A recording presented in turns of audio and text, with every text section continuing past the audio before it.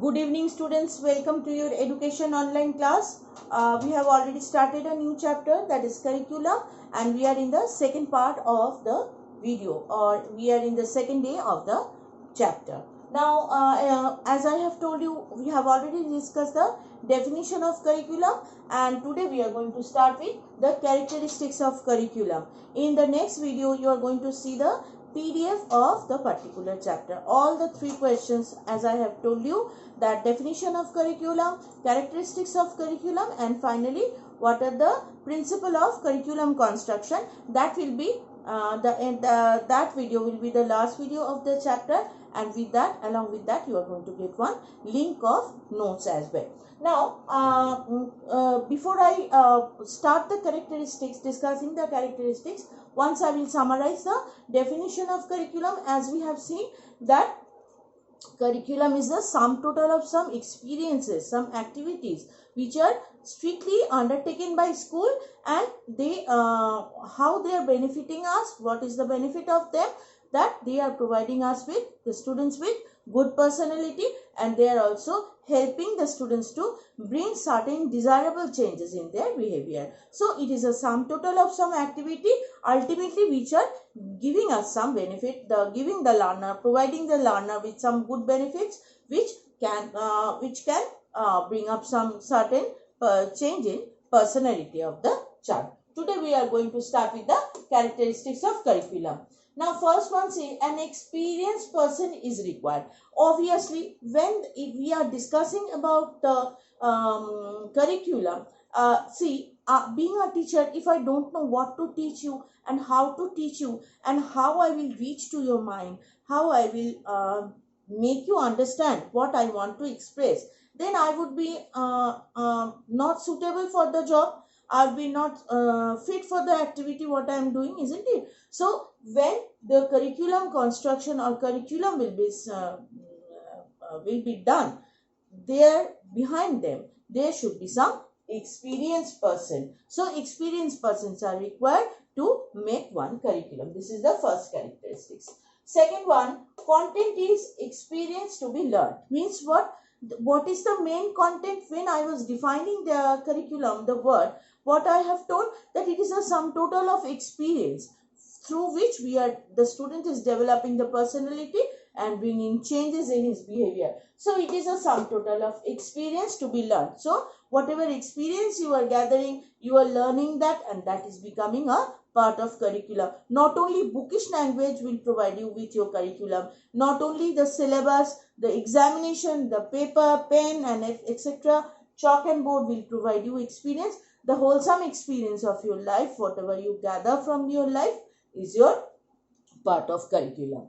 Third point, all-round development of individual. Now it is right from the beginning of the education what we are reading, that it is the development of all-round development of individual. Means what? Here the individual is very important, as the center of entire education system is student. So the life of the student is important. Whatever he is learning, whatever the learner is learning is important. So all-round development of individual. So individual will develop according to his own development, according to his all means social, mental, moral, aesthetic, behavioral, personality wise. So the curriculum will provide the learner with his wholesome activities, with his all-round development. Next point, inside and outside the schoolroom. See, when we are discussing about all types of experiences gathered by the child is called curriculum, it is obvious that it is not confined in the boundary of home. It is not confined in the boundary of school. It may be somewhere else. It can be a park, it can be a road, it can be some other places, it can be out of your country, it can be out of your whatever you have experienced, maybe out of your thought, anything it can. So it can be inside and outside of your classroom. Not only whatever you are learning in school, not only whatever you are gaining, you are experiencing in school, that experience will be throughout your life. It will be right from the beginning up to the death. So it consists of inside and outside of classroom. As the place is very small, I am unable to write the entire point, but you will get it in your PDF. Next point, aims of curriculum will change according to the change of the society. See, being a part of the society, when we are a part of the society, we have to stay according to the rules and regulations of the society. What society is thinking, we have to change our mind like that. What society will accept, we have to change ourselves also, isn't it? In the same way, the curriculum will also change to help to develop the personality of the individual. Now, when the individual is developing him or her, now he needs to know what is the society asking for, isn't it? So, when society is asking for something, then you have to think it in that way, and you have to change.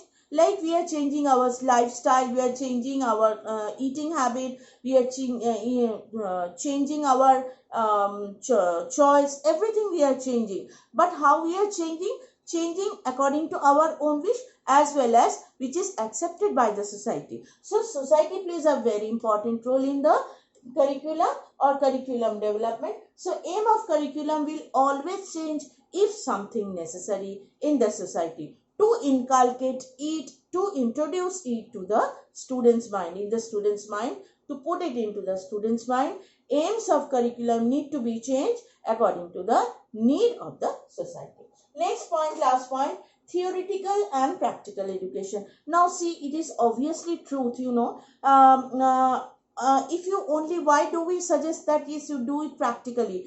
Why practical classes are taken? Why practical works are being emphasized by the teacher? Now the reason behind it is you should not only learn how to write the answers, what is the process. If you don't do it manually, then it will never help you. So this last and not the least characteristics of curriculum is, in curriculum there should be a part of theory as well as practical. See, in each and every, you are in class 12, 11 now, after some days you are going to go to school, class 12. In now also, in the next class also, you will see that in each and every exam, emphasis and importance on practical copy or practical file is given, where you have to give something, you have to devote something, you have to draw something, you have to create something for your practical examination. So emphasizing that particular factor, educationists and scientists are telling to introduce not only the theoretical exam but also the practical evaluation, how much the student is learning, what the student is understanding, how far it is becoming interesting to the students. So to reach the mind, all the factors must be included as a part of curriculum. Curriculum construction is not so easy. So keeping something in mind, the curriculum construct will have to do the job. So for that we need an experienced person, and it will consist of different type of experiences. All round development of individual is important, and inside and outside classroom means both way it is important. Means not only it will not be confined in the boundary of school, but it will be explored. The student will explore different experience. Aims of curriculum will change according to the need of the society or change of the society. And finally, curriculum will always try to provide theoretical as well as practical knowledge. So this is all about the characteristics.